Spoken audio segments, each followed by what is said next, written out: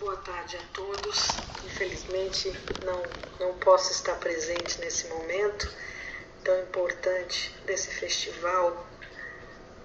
Sou Local, para trabalhar com essas relações tão importantes e contemporâneas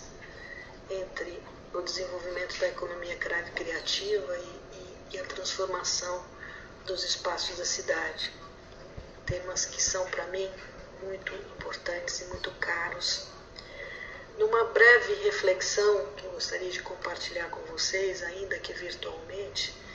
eu gostaria de chamar a atenção, antes de tudo, para a ideia de que a economia criativa vem transformando espaços das cidades do mundo. Nos últimos 20 anos, em particular, o fortalecimento desse conceito de economia criativa, o desenvolvimento que ele vem ganhando e vem revelando para todos, fez com que essa modalidade de desenvolvimento se aproximasse de outros movimentos, que eram movimentos também importantes de pensar a requalificação, a sustentabilidade, o futuro das cidades do mundo, das cidades que traziam em si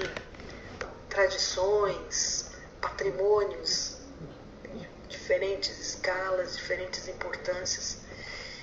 e a maneira como esta dimensão da economia criativa ajudava essas cidades a atualizar os usos e a promover novas fontes de recurso, ou ainda objetos de desenvolvimento da própria economia criativa, associando esse universo às práticas propriamente ditas de requalificação das cidades, de preservação do patrimônio.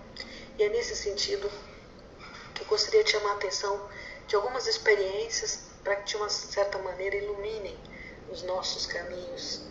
nas possibilidades que nós temos de também utilizar a economia criativa para transformar, no bom sentido, a cidade de Campinas hoje e no seu futuro. Gostaria de começar chamando a atenção para uma experiência muito importante, muito séria, que Barcelona já vive há cerca de 20 anos, dentro exatamente da discussão da economia criativa, e que permitiu que essa cidade transformasse uma zona, uma área, uma porção dela muito degradada na zona portuária, numa região, num polo, num distrito criativo, que é chamado Distrito Criativo de Porto Alegre, como um grande polo de desenvolvimento da economia criativa. Só que, no curso do tempo, uma economia criativa que deu lugar também a outras duas dimensões que eles chamam, no Distrito C de Barcelona, como a economia do conhecimento e a economia da experiência. Três grandes dimensões de desenvolvimento, de modalidades distintas de economia criativa, que vem configurando, vem se traduzindo no desenvolvimento de uma porção de Barcelona de extraordinária vitalidade, de geração de conhecimento, de geração de arte, geração de experiências de vida absolutamente extraordinárias. Olhar para o Distrito C de Barcelona é um pouco olhar para possibilidades muito importantes e interessantes da relação entre a economia criativa e a preservação do patrimônio da cultura de uma cidade.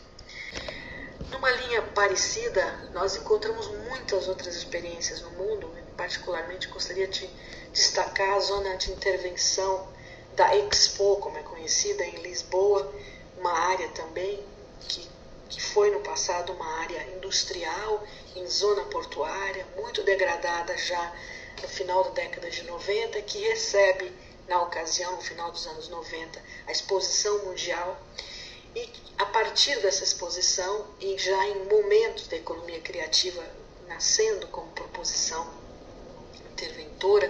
de espaços, nos espaços públicos, nós vamos ver então essa região também retecendo as suas possibilidades, desenvolvendo então uma série de iniciativas no campo da cultura, no campo da arte, com equipamentos especializados dessa área, junto com equipamentos esportivos, com uma arquitetura contemporânea, com a criação de espaços de convívio e que hoje conta, né, com mais de 15 mil habitantes, numa dinâmica absolutamente surpreendente de interações entre patrimônio, cultura, arte, tecnologia e conhecimento. Essa inspiração da zona de intervenção da Expo em Lisboa, de uma certa maneira, assim como outras cidades do mundo, está nas bases do projeto da Zona Portuária do Rio de Janeiro, da requalificação da Zona Portuária, num grande projeto que nós conhecemos como Porto Maravilha, que na verdade se traduz numa operação urbana consorciada e que traria, né, a arte, a cultura, a instalação de museus, o desenvolvimento de novas modalidades de arte, de tecnologia e conhecimento para transformar essa área, uma área que é extensiva a diversos bairros e que poderá no futuro permitir uma melhoria efetiva de qualidade de vida, de sustentabilidade ambiental, de sustentabilidade socioeconômica a essas populações e que tem na prática a economia criativa como polo propulsor. O Brasil, na verdade, vem se aproximando lentamente das perspectivas da chamada economia criativa no mundo e, em especial, vale observar 8 municípios brasileiros que já integram, desde o ano passado, a rede de cidades criativas da Unesco. Paraty, Florianópolis, Santos, Brasília, Salvador, João Pessoa e Curitiba estão desenvolvendo políticas públicas centradas em indústrias criativas e utilizando de lugares de cultura importantes dos seus municípios, justamente na busca de criar alternativas de sustentabilidade, de valorização de patrimônio, de desenvolvimento de cultura regional. No caso, no campo da gastronomia, as cidades de Paraty e Florianópolis, de Santos no cinema, de Brasília e Curitiba na área do design, de Salvador no campo da música e de João Pessoa do artesanato e da cultura popular. A economia criativa, na prática, ela está muito próxima de nós, né? Se nós pararmos um pouquinho para atentar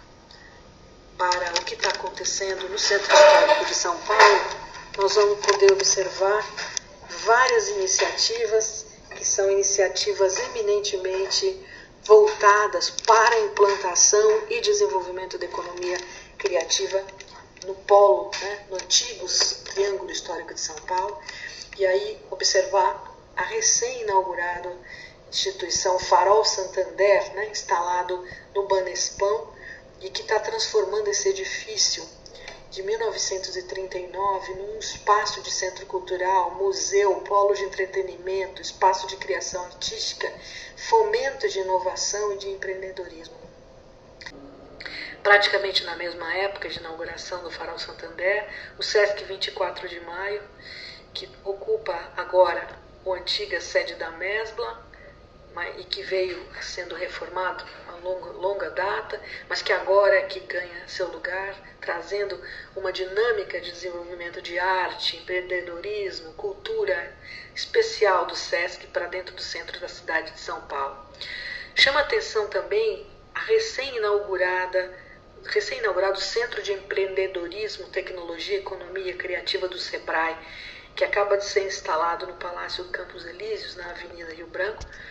e que efetivamente está ocupando uma antiga residência do final do século XIX,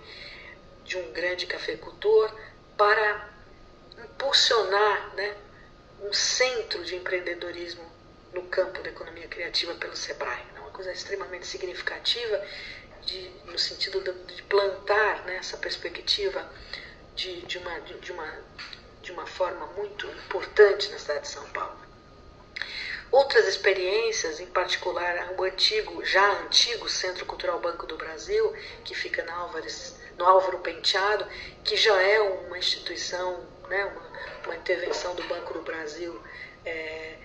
desde o início dos anos 2000, que cumpre um papel estratégico, né, no funcionamento da economia, da cultura no Centro Histórico de São Paulo.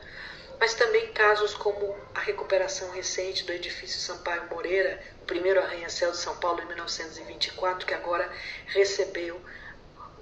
um setor da cultura da Prefeitura de São Paulo, particularmente o Departamento de Patrimônio Histórico, o DPH paulistano.